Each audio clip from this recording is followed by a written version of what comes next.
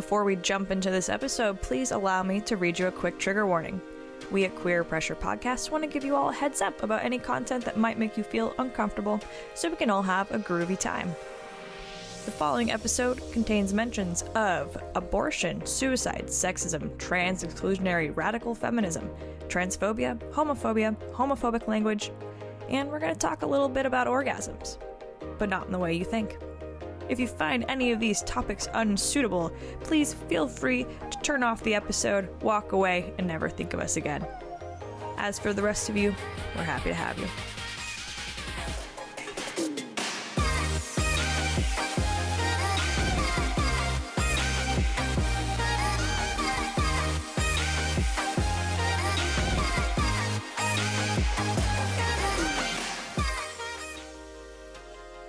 Hi everybody, I'm Maddie Gray. And this is Katherine Johnson, and you, my friends, are listening to Queer Pressure, the podcast. We are so glad you've decided to join us. For those of you who might be new to the podcast, or perhaps you need a refresher, this is a show where we watch queer media as a continued practice of self-love. As we get older, perhaps our organs are shutting down, perhaps our beauty's fading, and we're left with the thought wondering, did things get better? Did they? Did they? This episode, we are talking about Portrait of a Lady on Fire. That is excellent news, but that being said, good morning. Good morning, Catherine. How are you doing today? I'm awake. You're awake? That's good. Are you drinking anything great today? I am drinking that old standby Franzia Chardonnay in a teacup with some orange juice. Whew, boy, that is a classic. And as always, I am triple fisting with some coffee and some water. Oh, good. I, too, am triple fisting today. My goodness. Look at us. I've got me... Hold on, let me just... Since this is an audio medium. Rainier. That was me opening... That wasn't a Rainier. That was a Mango White Claw. Anyways, I'm drinking Mango White Claw, a Mango LaCroix, and some old standby coffee. I was gonna say put the Mango LaCroix in the Mango White Claw, but it's the same thing. Well, here's the thing. Here's what I did. I mixed Kern's Mango Nectar with the Mango White Claw, and it's delicious. It's the golden age of cocktails made from White Claws. Sure is.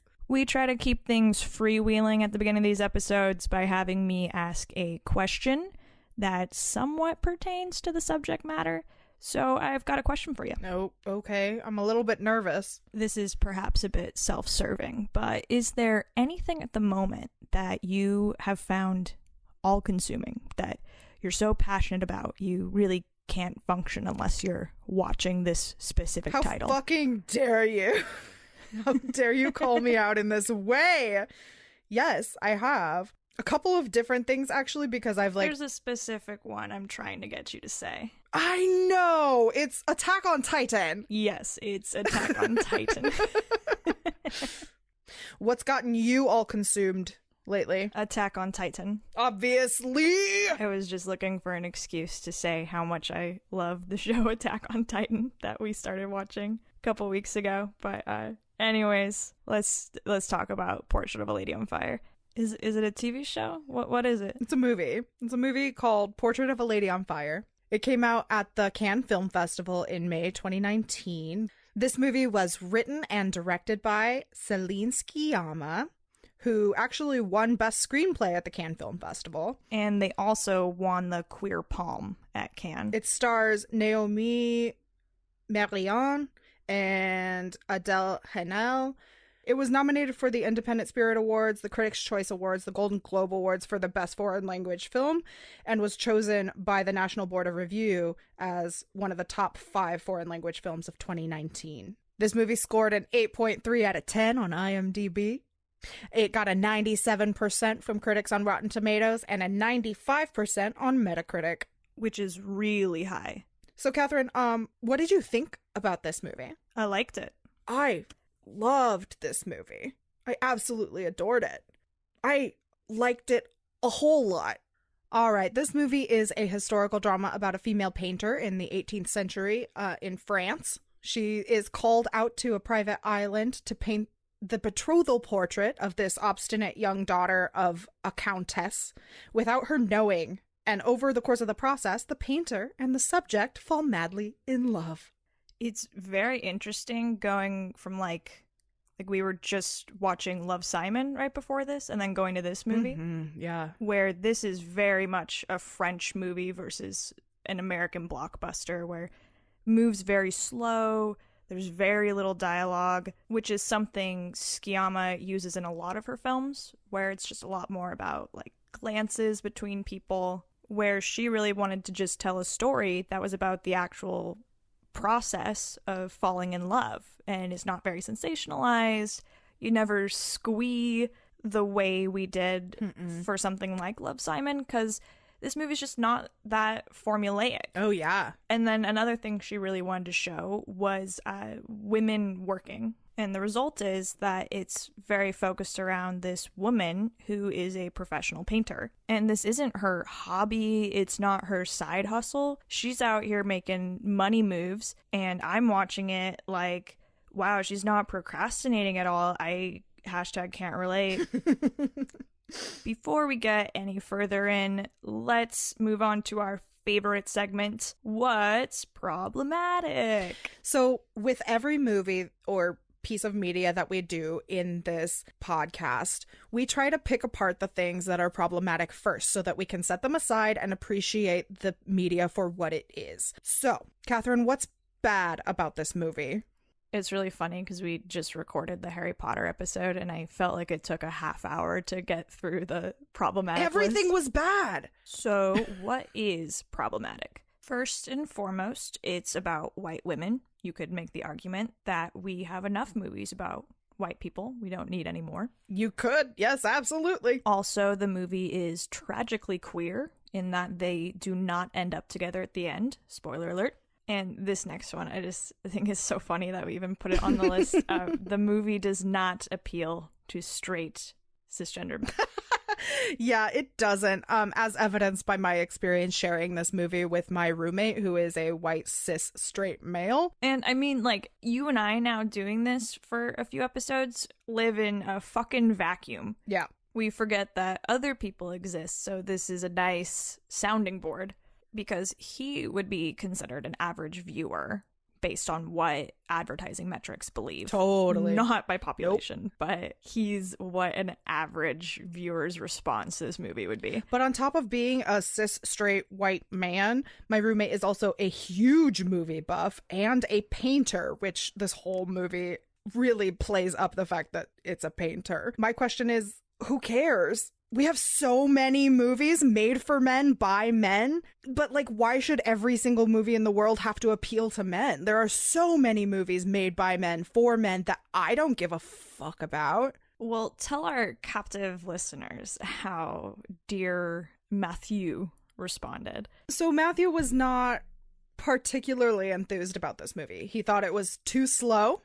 He thought it was real slow on the uptake, which it is, but something that we kept coming back to was he was so confused by the long shots, the beautiful long shots that didn't seem to connect for him. And something that I brought up was this is kind of a sexist way at looking at this movie for a man, because this is kind of the way that a female looks at things. And that's not true of every woman. It's a more feminine way of looking at things, I should say. So this is starting to get into some like Freudian nonsense.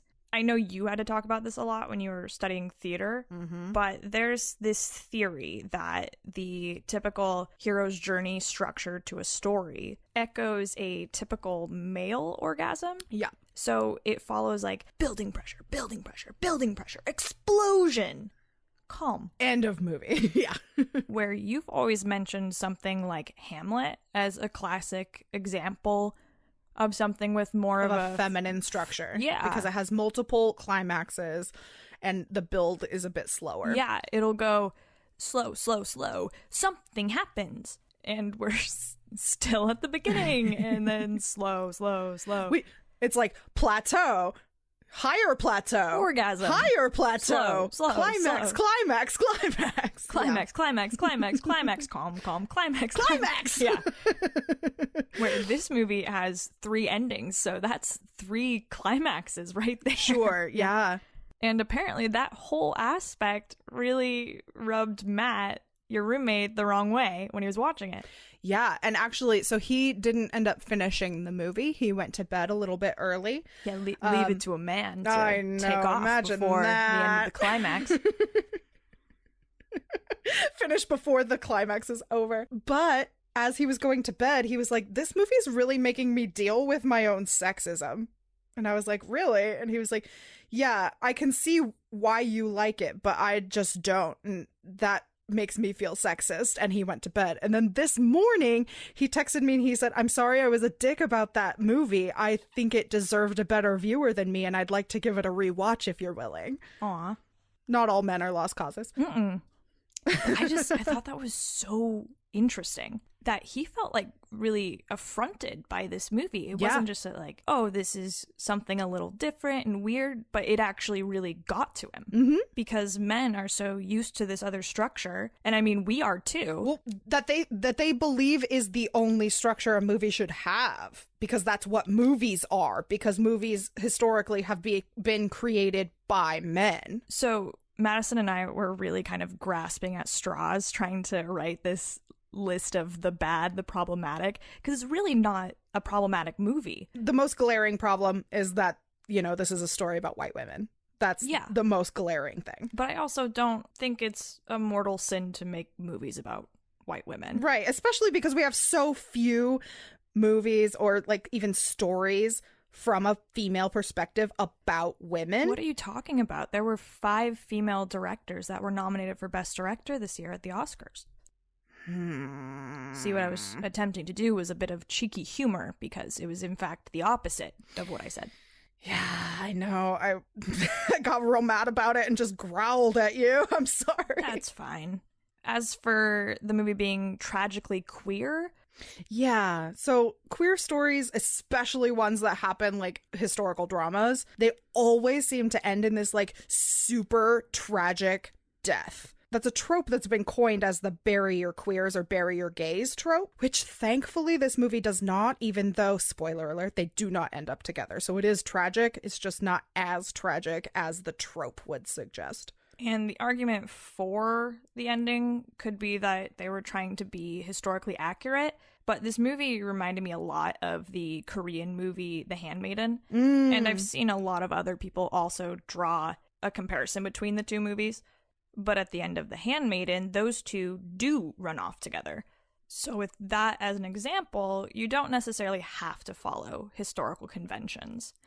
And then our last point, that this doesn't appeal to straight cisgender men, but who gives a shrinky dink? Yeah, you don't have to have every movie catered to you. You've had every movie catered to you forever. Here's an idea. Let's not cater any more movies to straight white men forever. Oh, they'll have a problem with that, I assure you. There are a lot of other types of people besides straight cisgender white men. Why should they have all the movies? Mm-hmm. There are gay men, there are black men, there are gay black men.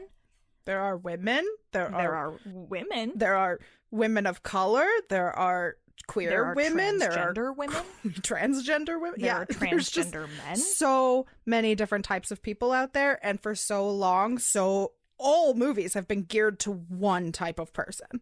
I would like to define these two terms before we move on, because this movie deals heavily in the female gaze, which is a huge departure from what we're used to seeing in movies via the male gaze. What is the male gaze? The male gaze in feminist theory is the act of depicting women and the world in the visual arts and in literature and in media from a masculine, heterosexual perspective that presents and represents women as sexual objects for the pleasure of the male viewer. Now, in contrast, the female gaze is a feminist film theoretical term representing the gaze of the female viewer. It is a response to the theory of the male gaze, which represents not only the gaze of a heterosexual male viewer, but also the gaze of the male character and the male creator of the film. So the big daddy of the male gaze, who people usually point out, is Alfred Hitchcock.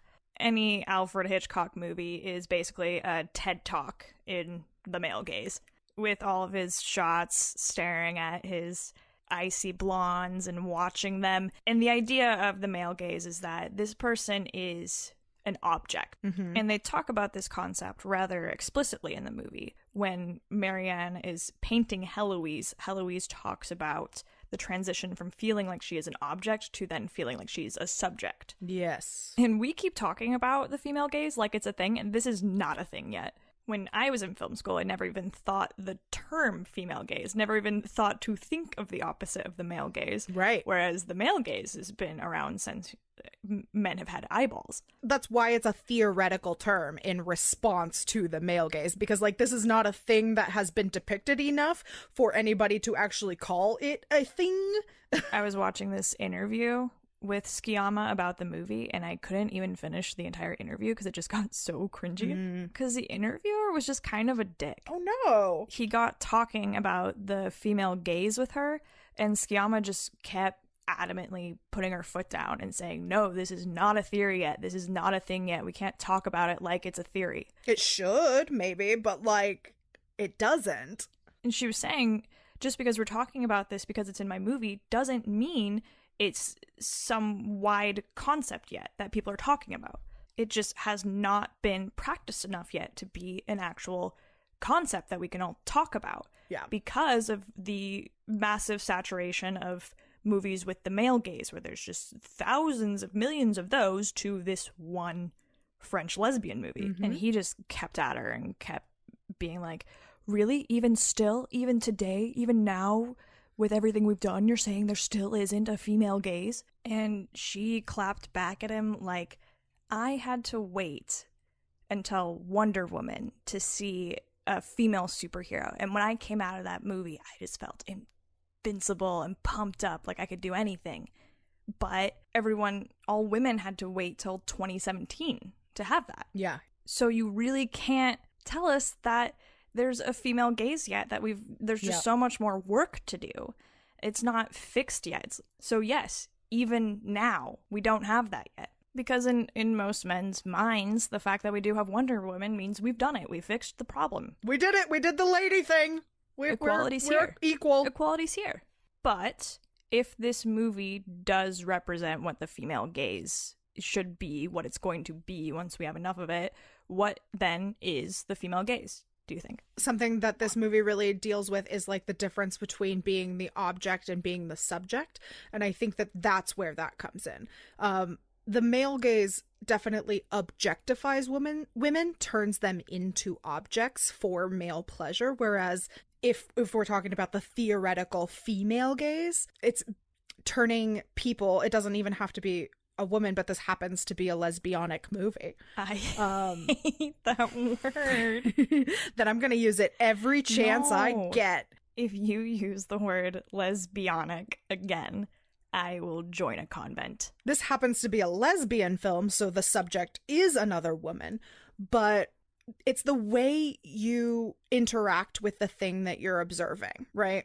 As opposed to separating yourself emotionally from that thing and turning it into something that is without life behind it, as opposed to what this movie does. In the first painting that Marianne does, Heloise is very much an object because she's something that she's had to observe from afar, and she is creating this painting out of memory, which doesn't have any life behind it, right? Mm-hmm. Whereas when Heloise actually sits for it, she's having to observe her in real time and notice every little thing about her. And there's this scene in the movie where both of these women start pointing out things about the other one, where it's not just visual things. It's you touch your forehead when you don't know what to say, or you bite your lip when you're nervous. They're learning real human things about each other, as opposed to objectifying the other person and just turning them into something that doesn't have life. Something that this movie really has going for it, because a lot of the other things we watch, we mention, it's a gay movie, but it was directed by like a straight man or something. But this movie was written and directed by a lesbian. Mm-hmm. One of the things about this movie that struck me was the first time we see the character Heloise, and in this moment she is sprinting at a cliff. And we assume it's so she can throw herself off of it, because that's what her sister did. Yeah, There's a Jesus. lot of fear in this movie that at any moment Heloise is going to go throw herself off a cliff. It's a very common thread throughout the film. She's on the cliff! Or like, there's a moment where Marianne is like, you can let her go on a walk by herself. And her mom's like, no, she's gonna jump off the cliff! She'll throw herself off a cliff.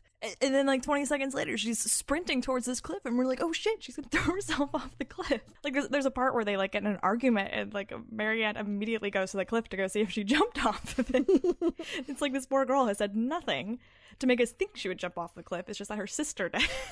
But like, what are the chances that they would both throw themselves from cliffs? Yeah. Anyways, in this scene, she stops just short of the cliff. And she stops and she turns around, and then Madison, you immediately were like, she's so pretty, like the second she turned around. Not that she was sexy or hot, even though we knew this was like a romance movie and that this would be the other half of this pairing.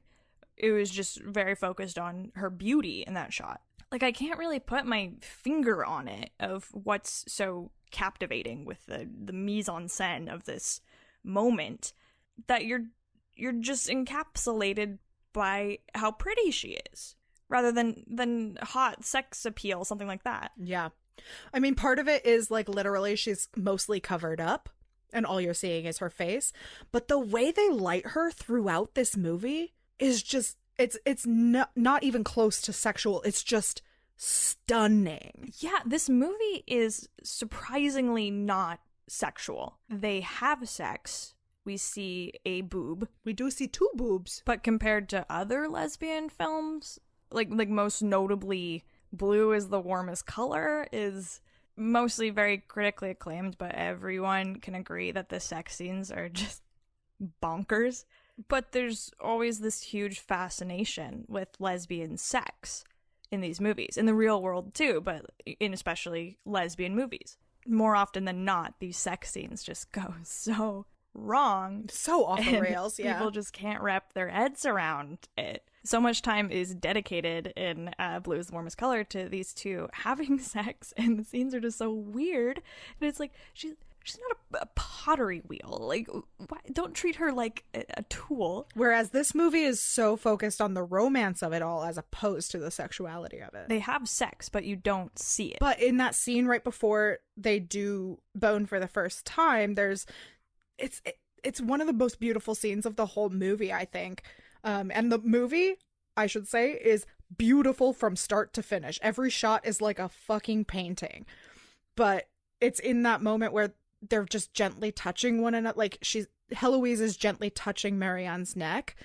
And she's saying, like, do all lovers feel like they're inventing something new? I love that line. It's so much more about, like, the beauty of what romance is, as opposed to, like, let's get down to business. To defeat the Huns. Hey, Catherine. Quoi?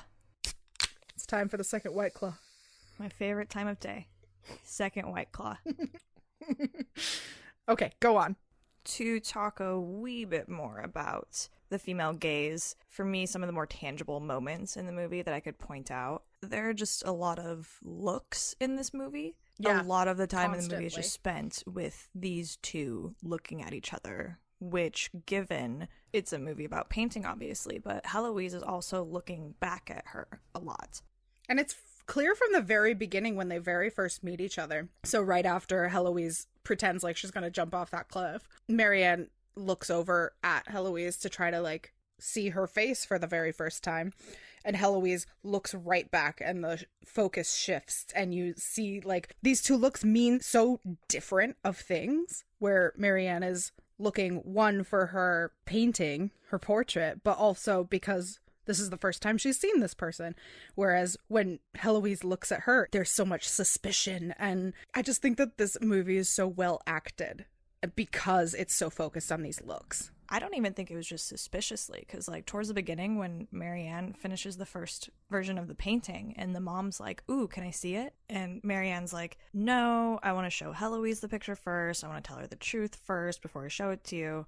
And the mom's like, oh, that makes sense. She's very fond of you. And Marianne's like, how do you know that? And the mom says, because Heloise talks about you all the time. And this is, like, very early in the movie, before there's any real blatant romantic tension going on. Yeah. So she has a lot of attraction towards Marianne from the very beginning. Yeah. And there's a scene where... So Heloise doesn't seem very pious, even though she's just come back from being at a convent. And Heloise explained it as it was somewhere she could be that had a full library and she could hear music every day. So Marianne starts playing some Vivaldi music for her on this like piano harpsichord thing. And the whole time, Marianne's just staring at Heloise as she's playing. And the first time I was watching it, I got really annoyed because I was like, look at the keys. Look at what you're doing. That's why you're getting all these notes wrong, is because you won't look at the fucking keys. But it's because the two of them are looking at each other because they're just obsessed with looking at each other. Yeah. And it makes me want to say that even though this is still an esoteric concept, but with this as an example, you could kind of plainly say that the difference between the male gaze and the female gaze is that usually the male gaze is voyeuristically watching somebody without their consent, where the female gaze is two people consensually looking at each other. I think there's probably a lot more to it than that, but that feels kind of like the basic essence of this idea, which I think really represents how women kind of deal with each other. So, Madison, should you and I explain why it's called Portrait of a Lady on Fire? Yes, perhaps. So, my favorite screenwriting book is called Save the Cat, and it defines this part of the movie we're going to talk about. It calls it the fun and games portion of the movie. It's pretty much the second act, and if you watch a trailer for a movie, most of what you see in a trailer comes from this section of the movie, the fun and games section of the movie. So the fun and games of Portrait of a Lady on Fire consists of a black magic back alley abortion side plot. Yeah, damn. Girl gang, girl group, girl power, witchcraft. Yes. Sophie, the maid, has not had her monthly in 3 months. So now suddenly that the lady of the house, Heloise's mom, leaves, and all of the normal classism that exists between these three girls just disappears. And they kind of just have this awesome slumber party for 5 days. But they do this string of kind of ludicrous things to cause a miscarriage in Sophie. Because Sophie has establishes she doesn't want children. So they go to this bonfire where they meet an old witch who tells Sophie that she's still pregnant, that their machinations have not succeeded. And to define these machinations, she runs back and forth on a beach for like hours between Heloise and Marianne. It's very cute. Girl gang, great. And then they go looking for dandelions, and they make this dandelion tea. She drinks it, and then Sophie like hangs from the ceiling. And then they're shocked that this doesn't work. And for a second, I got so mad at them, but then I was like, well, I guess they don't have WebMD. No, absolutely not. It brings all these girls closer. They have this great bonfire with all of these women. There's like no men present, which is so cool. And they all sing a creepy song, and then suddenly Heloise is on fire. And it's in a moment where they're girl gazing at each other, and they're looking at each other so intensely, and it's beautiful, but they're so obsessed with staring at each other that Heloise catches on fire. And she doesn't even realize it. Until somebody else knocks her over. To put her out the fire. And something very interesting about this movie is that there is no soundtrack. So some of the only music we hear is in this scene when all the women are doing this a cappella thing together. Which was so cool because it was like the very first thing that, like, you hear just this creepy sound in the background and not realizing that it's human people's voices. And Catherine was like, what is that creepy sound? And then all of a sudden it like morphs because you see all of these women singing it. And it turns into a real song. It's very beautiful. Because that scene was reminding me of the movie The Witch a little bit. And I told you about that in that scene. And all the women are like, nah. And it was just so creepy. And I was like, this is about to take a weird fucking turn like The Witch did. They're about to stab a baby and fly in the air naked. But alas, no. But they did get her that abortion. Yeah. So they go back to this woman's house. I doubt she's actually a witch in the story. She's just a woman who practices medicine. So we obviously consider her to be a witch. But they go to this woman and she has Sophie lie on her back and they, administer the abortion. And then later that night, Heloise tries to recreate that moment of like Sophie lying back on the bed to have Marianne draw it and make art from it. And it cements this very cool girl group dynamic of making art together. Making art out of trauma, which was so cool. Yeah. Something super forbidden. And something that resonated with me was this thing I was reading in an article. There has historically been a lot of erasure of women in general, but lesbians especially, because people just thought they didn't exist because you can't have sex without a penis. So therefore, lesbianism can't exist. No, they're just good friends. And so much of recorded history is just what the men went off to go do during these times. And so this implies that whatever the women were doing back at home isn't interesting enough to have put on written record. And that's exactly what this movie is about, because you see men at the very beginning and you see men at the very end, but there's a solid 2 hours where you don't see a single man. Yeah. So the movie is entirely about what the women are doing when they've been left behind at home. And it's that they're making art and they're supporting each other, and two of them are... And falling in love. Falling in love, yeah. I heard you. You were about to say fucking. No, I was about to say falling in love. Okay, good. You know what we haven't actually mentioned yet? Quoi? That Celine Sciamma and Adele Haenel used to date. They did used to date. That's the director and the actress who plays Heloise. And they broke up right before they made this movie. Yeah, something I really loved about this movie was the way that the camera really adores Heloise. Oh, yeah. And it captures her very essence in the way that it films her. Even though the character herself, she's so guarded and so mysterious and so secretive. But through the acting and through the camera work, you get to see like inside her soul. So when I read that Adele Haenel and the director Celine Sciamma had just ended a years-long relationship before starting filming. When you say years long, that sounds like it was 1 year, but it was many years that they dated. No, many years long relationship. But that hyper focus that speaks to the romance of this plot became so much more meaningful for me. It really translates, and it shows the power of what happens when you give the authority to a lesbian woman to tell a story about lesbian women. I still don't have a huge problem with straight people making these movies, just because there are so few of the movies that we have to compromise on that to get a lot of these movies, but it really, really shows the benefits of having a director who really understands the content of the movie. Yeah, it's so important. Like, I don't think there's anything necessarily wrong with having a straight creator making a gay story. That's not a wrong thing to do, but there's so much more meaning and so much more oomph behind a story where the creator understands the source material. But it's only wrong because there are so few lesbians making movies. There are so few people of color making movies. Yes. So speaking of lesbians, this is the part of the podcast where I get riled up. Uh-oh. So far in every episode, there comes a point in my research where I just get so riled up that I get angry and I can't go to bed. Because this is the first lesbian movie we've done.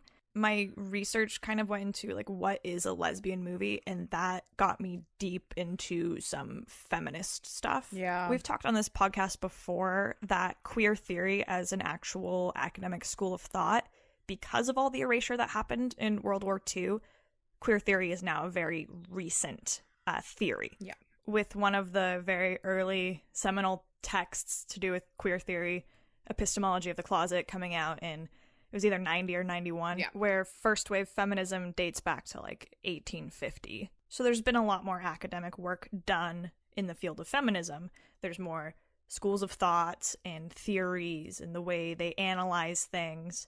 And apparently this was mostly second wave feminism has tried to claim lesbian media as part of feminist theory. So now there's this debate about what does lesbian film fall under? Who gets to claim it? Is it feminist theory or queer theory? And I got so riled up, like kicking my desk, angrily eating mac and cheese. Why? Because you think it belongs in feminist theory? No. Sorry, I was poking fun. That was a fair question, but you knew the answer. I know.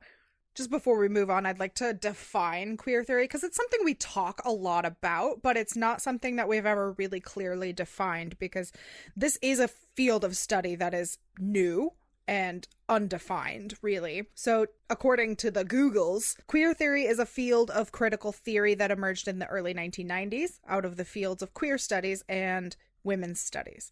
Queer theory includes both queer readings of texts and the theorization of queerness itself. So it seems like maybe lesbianism belongs to queer theory.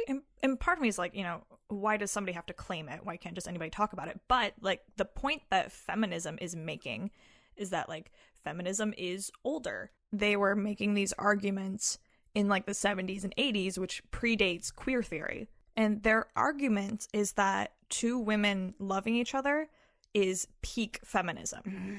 But feminism proceeded to go hog wild problematic. Yeah, especially second wave. And third wave. We're technically fourth wave. Oh, that's right. If even we're not just post-feminist. Which then got me thinking a lot about my own identity, because my whole life I've been such a staunch feminist and so proud to be a feminist. And then now, as I'm just learning more stuff, I'm kind of falling out of love with it and feel like I need something new besides calling myself a feminist. I mean, intersectional feminism is something that maybe needs a new word. It's so different that it might need another word that's not associated with feminism. And granted, the feminist movement, these women historically have worked really, really, really hard for our benefit. But there are a lot of cracks in the narrative that everyone just wants to gloss over when it comes to historically what feminism has done. Like, for example, the feminists sacrifice getting black women's right to vote just so white women were allowed to vote, because they consider black women expendable and white women to be more important than them. There's just a lot of little things like that. Mm-hmm.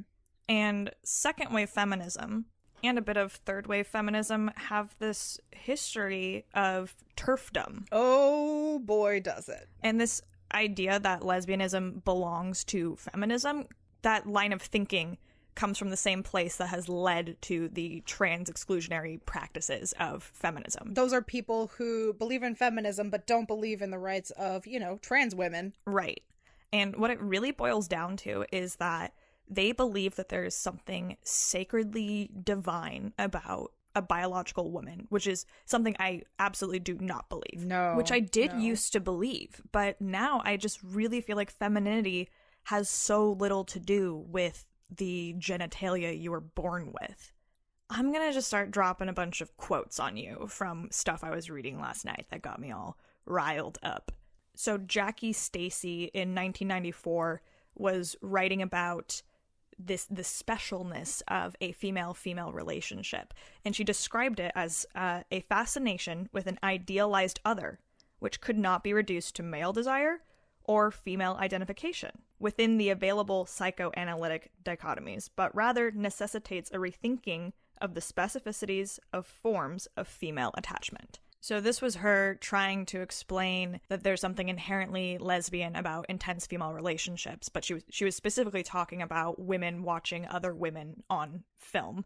And so they're saying these intense female relationships then make us all somewhat lesbian because of these great female friendships, which pisses me the fuck off. Yeah, did you hear me inhale deeply? Yeah. I don't know. I was just like kind of battling with the conflict in my head of, I want so badly for two men in a story who have a profound relationship to be gay, but it also makes me so mad when somebody else assumes that two women with a profound relationship are gay. And I'm trying to place that because I don't know what to do with those feelings. Let me help. Thank you. So let me give you some more hot takes of what feminism has said lesbianism actually is. So Adrienne Rich wrote, "The primary intensity between and among women, including the sharing of rich inner life, the bonding against male tyranny, the giving and receiving of practical and political support." So that's her explaining more about how similar lesbianism is to just being a feminist and blurring the lines there. Because she's trying to show these overlapping concepts of these two women working together against male tyranny, which could, be any two feminists. Yeah. But I would never define a lesbian relationship as two women fighting against male tyranny. I think that aspect has absolutely nothing to do with maleness. Absolutely not. To put it plainly, a lesbian relationship is two women who have romantic interest in each other. Ooh, this is making me mad. Yeah, you see now? Because you were like, really? You got mad? And I was like, yeah, I got really, really mad. No, now you see. Here for this quote drop. Okay, this is the part that's crazy. Okay, give it to me. This is the part that's buck wild. So there was this new term created. I believe it was created in the 70s. And the new term was a political lesbian. And a lot of these feminists identified as political lesbians. And they were making the point that lesbians are so great because they are the ultimate fuck you to men. But I personally don't identify as a lesbian because I'm trying to say fuck you to men. And I think that's the part that they're not getting, that it has nothing to do with men. But a lot of these straight women decided to call themselves political lesbians, saying that they would no longer have sex with men, and therefore that made them lesbians. Sounds like maybe you were already bisexual and you just... No, I mean, No? they didn't necessarily fuck women. They just didn't fuck men anymore. They just, idolized this idea. And they called themselves lesbians? They didn't necessarily fuck women. They might have, experimented or something. I could read you a list. I won't, but I could read you a list of people who, to this day, still consider themselves political lesbians. But they thought that that was okay. It was just such a weird warping of something that's a very fundamental thing. And I'm not saying that this is current feminism, but this is in the history of feminism, that they maybe even fetishize lesbians as much as straight cisgender men do. Where men fetishize lesbians in a sexual way, it's these women are fetishizing lesbians in an idealistic way. Mm-hmm. But so much of the focus was this is peak femininity, so we should all do this. But also all of the focus was just on femmies. Yeah, this is a huge erasure of the existence of butch lesbians and trans lesbians. Exactly. Here is the thing. Queer theory, and particularly lesbianism, doesn't belong to the feminist movement. No. Sure, queerness is something that can and maybe should be referenced by intersectional feminism, but they can't claim it. They can't have it. It's not theirs. Queer theory is now a thing. It started to become a thing in the early 90s. So when we didn't have a space for what queerness was, sure, feminism adopted that and took it for their own, but we're in a place now where we can talk about, homosexuality and trans identities and gender identity as a whole. That now all falls under the umbrella of queer theory. Even gender falls under the umbrella of queer theory. Feminism doesn't just get to have queer theory. Queer theory is separate. Say there wasn't this whole history. I could kind of see their argument, right? Mm-hmm. That being a lesbian means your entire world revolves around women, technically. Sure. But, I just can't get past everything they've done wrong. And we haven't even got to TERFdom yet. Mm-hmm. As problematic an entity this is, the show Transparent from Amazon, that's probably the most common thing people have seen that has a moment that relates to this. The main character, the mom, who's male to female transgender, her and a bunch of the characters go to this women's festival weekend in the woods, which have been going on for 60 years. Millennia, come on. There were witches. No, but I specifically mean these kinds of festivals that have been around right. since the 60s, this wave of feminism. And a lot of these festivals historically have been trans exclusionary. Even for trans women, they won't let them come because they think that there's just some sacred black magic that comes from someone's gender. Yeah, and it's not, let me be clear, it's not just women who can be TERFs. This is a conversation that I had with a coworker who's much, much older. He identifies as a feminist. He's upper 50s, early 60s. He recently asked me, because I am the resident feminist, I guess, that everyone knows. His wife was going to a women's only hot yoga class. And he asked me, and it was a naked hot yoga, which for him, like, he's like, I don't care what she does, but this particular thing makes me uncomfortable. Trans women are welcome. And I was like, okay, explain to me why that makes you uncomfortable. And he's like, well, you know, if a trans woman, like, still has a penis, I don't know if I want my wife around another penis. And I'm like, you know that, like, not everyone with a penis is a man. You know that. Logically, you know that. Am I going to have to say this, like, once per episode? A penis does not a man make. Yeah. And pussy hats are stupid because not all women have and pussies. It spurred this conversation about, like, you know, I'm not a trans person, and I don't like to speak for trans people. But he started asking me, like, well, why would a trans person or a trans woman specifically want to keep their genitalia? And I'm like, that's a very personal journey, and, like, you don't get to decide what kind of genitalia women have. Yeah, it's so not your business. Maybe there's financial reasons. Maybe they just decided that they didn't want to. Maybe they've decided that they love their body no matter what, and they're okay with whatever they have. Like, it's just not your business. It just do not matter, my dudes. Yeah. And so for these reasons, coming back to the point we went on 20 minutes ago, this is what I was yelling about on Harry Potter. If you fuck with one letter, an LGBT. If you fuck with the T, you can't have the L. Sorry, feminism. Yeah. You can't have it. Yeah. And that's why feminists don't get to claim lesbians as their own. Man, that really got me worked up. I'm mad now. I told you. I'm getting closer and closer to post-feminism. Like, I used to be such a feminist, but now I'm just like, you bitches are pissing me off. Yeah. I mean, the movement as a whole does have a history of problems. And that's, I don't know, I think that that's okay as long as, you know, we learn from those problems and we evolve. There are definitely feminists who won't evolve. There are lesbians who are TERFs. But I think, like, I don't know. For me, I still use the term feminist to describe myself, but I think that what I really more often than not, I use the term intersectional feminist, because that to me feels like we're being more inclusive, and that's what I feel that feminism should be. And I don't know, maybe that word has to change. Maybe the word feminism has to change. Yes, I have a better word. Yeah. It's time to leave feminism behind. For what? It's time to embrace witchcraft. Ah, yes. Feminism is over, party 2020. We're all witches now. All right, I accept this. Way older than feminism, way better than feminism. Less turfiness. When my friends aren't paying attention to me, I light a black candle and I stare at it and I hope it's ruining their day. And also, protect trans kids is the slogan of real. Witchcraft.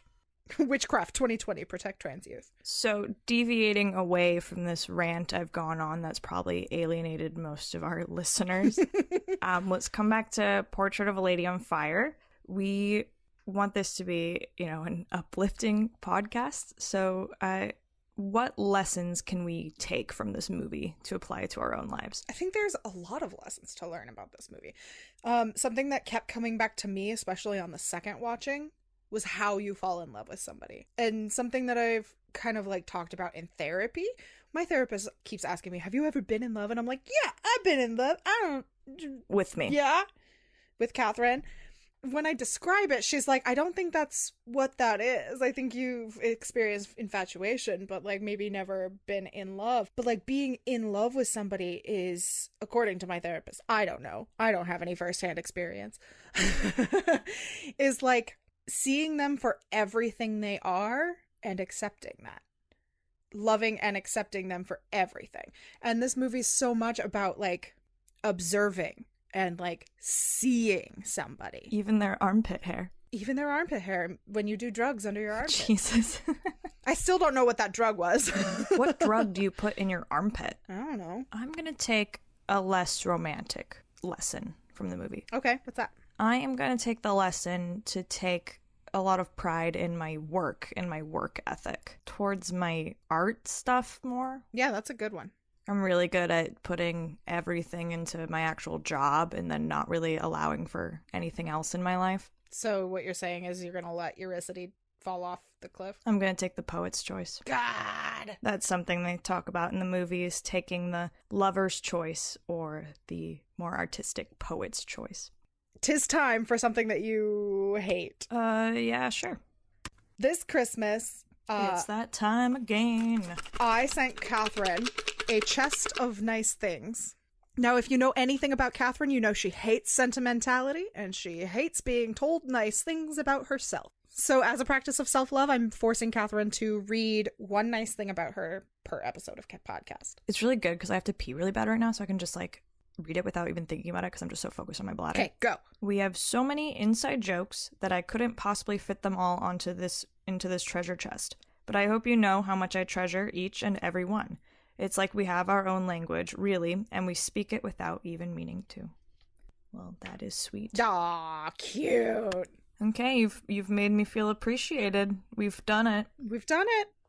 Let's close out. Let's close the till. You, my friend, have been listening to Queer Pressure, the podcast, and our critical exploration of queer media as a continued practice of self-love with Catherine Johnson And Maddie Gray. If you liked what you heard, please leave us a review on iTunes. You have no idea how much it helps us out. Like, comment, share, subscribe wherever you heard this, and follow us on Twitter at Queer Pressure PC for podcast, not for Pussycat. Oh my god. Whoa, whoa, whoa, whoa, whoa. Goodbye. Goodbye.